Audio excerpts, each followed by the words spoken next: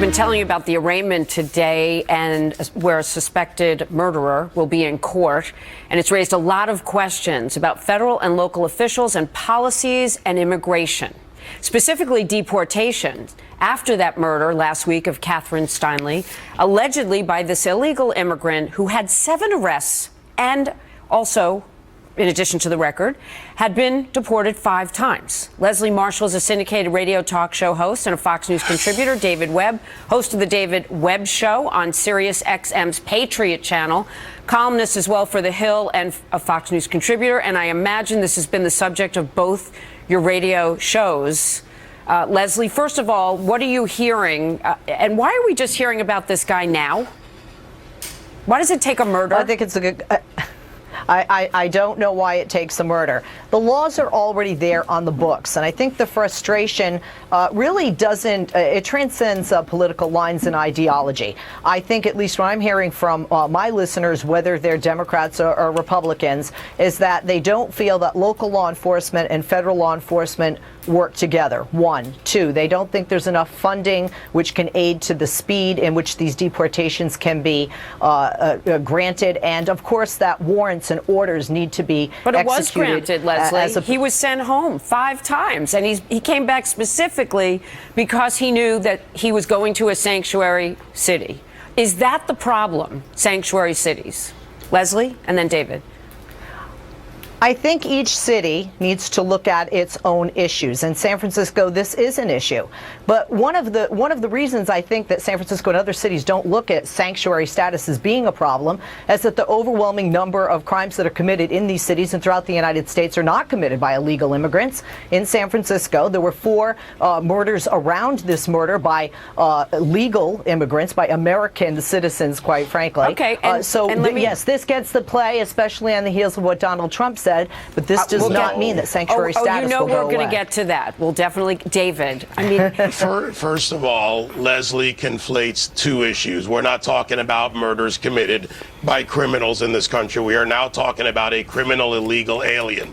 So the sanctuary cities, of which there's over 140 in the country, and some 300 cities that don't honor detainer requests, it's transmitted by electronic means. They get them. They choose by policy, these mayoral agencies, not to honor this. The initial problem is we don't have a border that is secure. So wait, let me ask you this, David, specific to the communities. They're pick and choosing who they're sending home. This guy was able to come back specifically. He says, because he knew it was a sanctuary city. What is the upside for a state to have sanctuary cities? What is the upside, David? Are these people who are adding to the tax base? They have no upside to this because they're actually an economic burden. When you break down the numbers of the cost of illegals, the cost of entitlements, the cost of things that they get because they shouldn't at taxpayer expense in the form of benefits or even medical treatment. We tend to get into this debate over sanctuary cities when we need to look at the bigger picture of what we're not doing with immigration, what we have not done for some 3+ decades. The wall. Donald Trump says Mexico will build it for us, Leslie.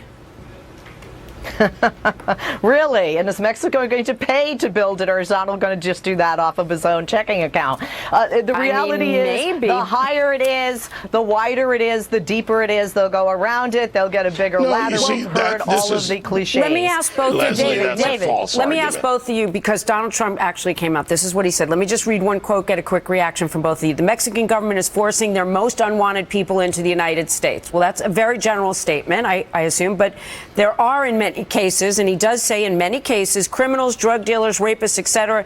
This is merely one of thousands of similar incidents throughout the United States.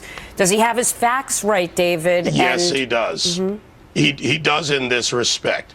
The argument over people who just want to work and support their families, that actually benefits Mexico because billions of dollars a year go back to Mexico. Some estimates between 11 and 15 billion dollars go back from those that work here and send it back. Mexico can't support their population. We have basically illegal cartel-run cities like Juarez. We have a country that is broken economically and broken in many ways from a government that is crooked, that is corrupt. And they send the problems here, but then we pay for the problems. And we send economic we send economic benefit back to Mexico, so it benefits them to export their illegal alien David, problem here. It may be happening. This guy may be one of those people. We will find out as they're in court. Leslie, before I go real quick, the Trump comment about Mexico coming up to the plate, any chance?